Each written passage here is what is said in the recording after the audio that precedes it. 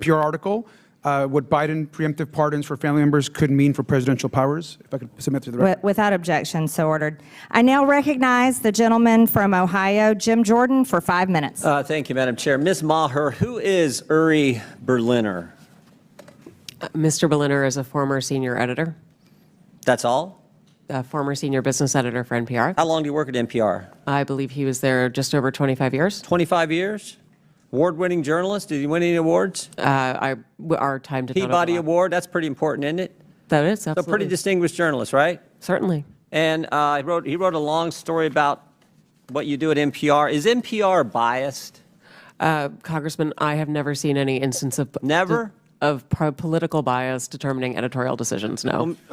Well, Mr. Berliner, in his story last year, wrote, in the D.C. area, editorial positions at NPR, he said he found 87 registered Democrats, 0 Republicans. Is that accurate?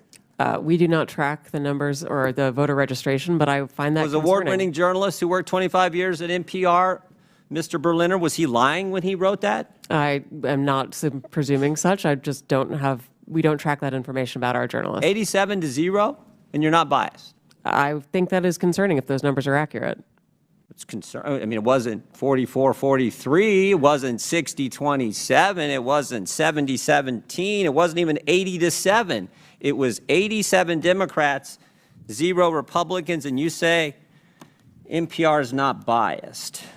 How about the big stories over the last few years? According to Mr. Berliner, again, he wrote on the Trump-Russia story, he wrote, at NPR, we hitched our wagon to Trump's most visible antagonist, Representative Adam Schiff. They said they interviewed him 25 times. Is that accurate? I was not there at the time, but those numbers sound accurate. Yes. Those sound accurate. But then he said when the Mueller report came out and they said, Robert Mueller said he found no evidence of collusion, he said Russiagate faded from our programming. Is that accurate? Again, I was not there at the time.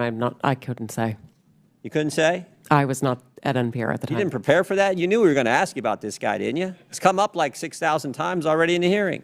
I just couldn't say whether it faded from our coverage, sir. How about this story? October 2020, the New York Post had the Hunter Biden laptop story, and one of those editors, I guess one of those 87 Democrat editors, said this: we don't want to waste our time on stories that are not really stories. We don't want to waste the listeners' and readers' times on stories that are just pure distractions. Was that a pure distraction story?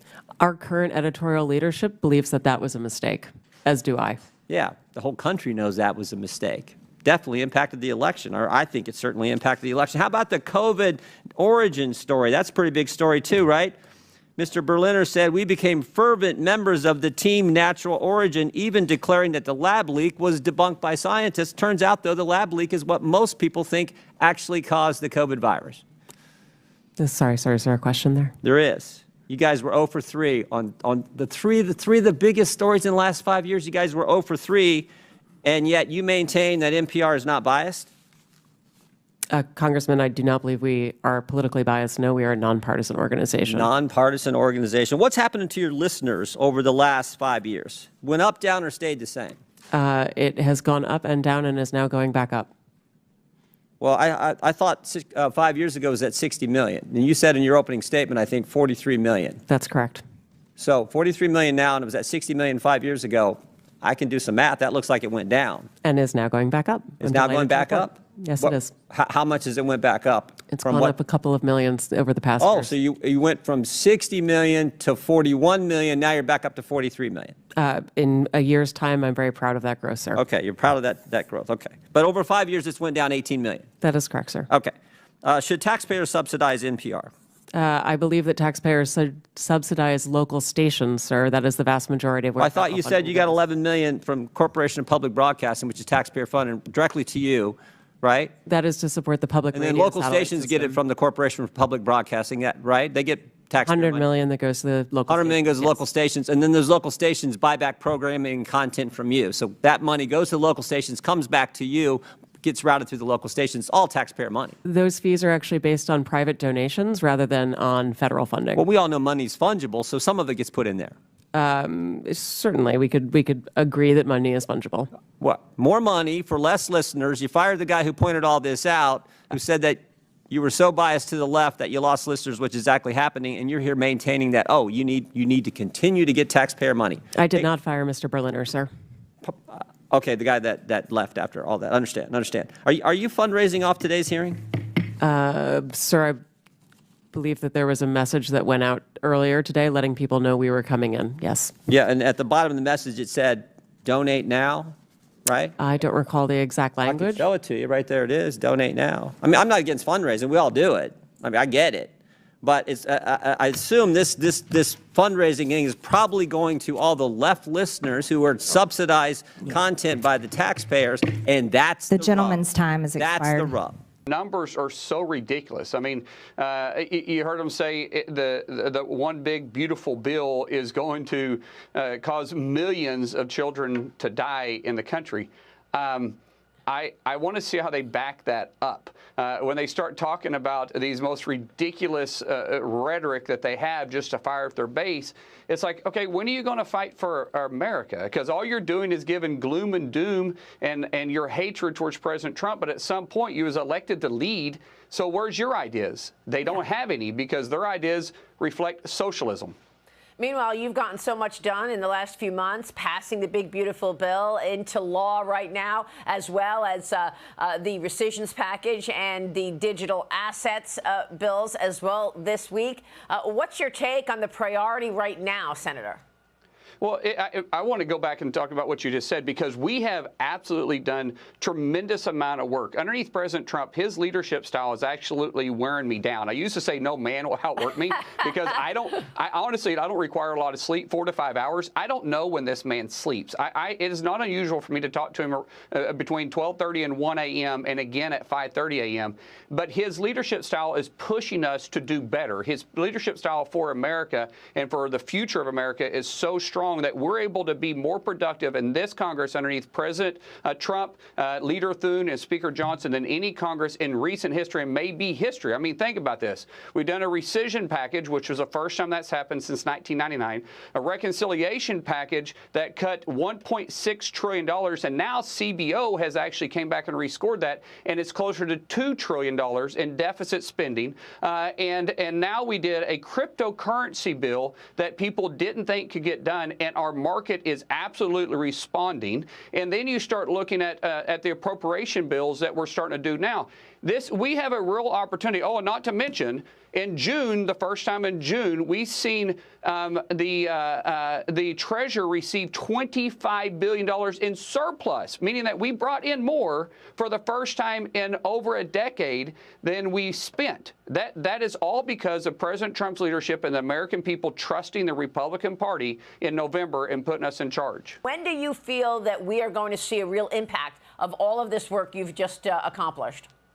Well, when people know we're starting to get our physical house in order, they start betting on America again. And then when we start taking care of permitting reform, actually permitting reform to where it brings stability in our federal government and the people's ability to be able to project how to build and what it's going to cost to build, and then we make taxes permanent, which we did, you're going to see that impact happening right now because people are investing in America. We made taxes permanent. So that wasn't just for corporations. That wasn't just for millionaires and billionaires. This attached, making it permanent affects every single household in America. But when you make the tax cuts permanent, also people can bet on America too because they know what the cost of production is going to be on manufacturing. So you're going to see manufacturing come back. You're going to see reinvestment in research and development, which that's the future of America. R&D is what we call it in the tax world. When you start looking at individual small businesses that are bringing back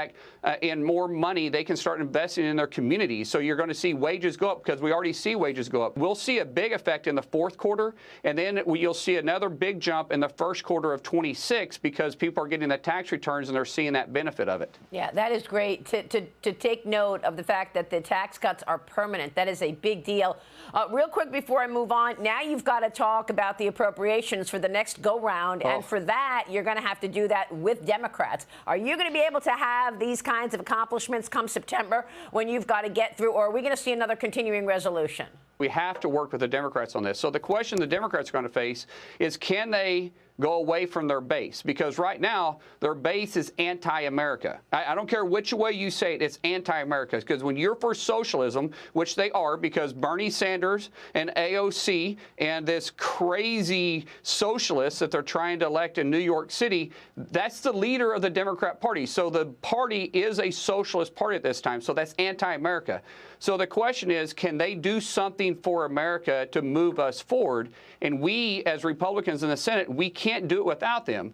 We have to have them. So are they willing to shut down the government? Because we have 12 appropriation bills that we've got to do, or are we going to do a CR by September 30th, or the government goes into shutdown? If we go into shutdown, it's a Schumer shutdown. It's 100% a Schumer shutdown because he's leading the Senate for the Democrat Party. And I will bet it's probably going to move into a Schumer shutdown. Wow. Well, so we're going to look at a shutdown come September. Look, you mentioned it. You've got prominent Democrats right now lining up behind that socialist mayoral candidate, Zohran Mamdani, praising his rise in New York. Watch this. I will endorse him. Look, he's a very charismatic, relatable person. I agree that this Democratic Party needs to center more on working class Americans, that we need to raise the wage, and that we need a more economically populist agenda. Wow, I wasn't expecting that from Ro Khanna. I mean, House Democrat leader Hakeem Jeffries meeting with Mamdani on Friday. Is this the direction now of the Democrat Party? You just said he's actually the leader. I thought Hakeem Jeffries was in the lead, but it looks like the AOC arm and Mamdani is really leading things. Well, think about this. He says charismatic. Well, I've never seen a socialist come to power that wasn't charismatic, but once they come into power, they bring down the hammer. They control you by controlling your education, your health care, and your food supplies. And by the way, have you ever met a poor socialist leader? No, because she slammed NPR and PBS as radical left-wing echo chambers for elites, accusing them of pushing issues like transgender content, and even dragged Queen appearances in children's NPR CEO Catherine Mocher and PBS President Paula Kerger defended their outlets, emphasizing balanced reporting and the need for taxpayer support, especially for rural communities.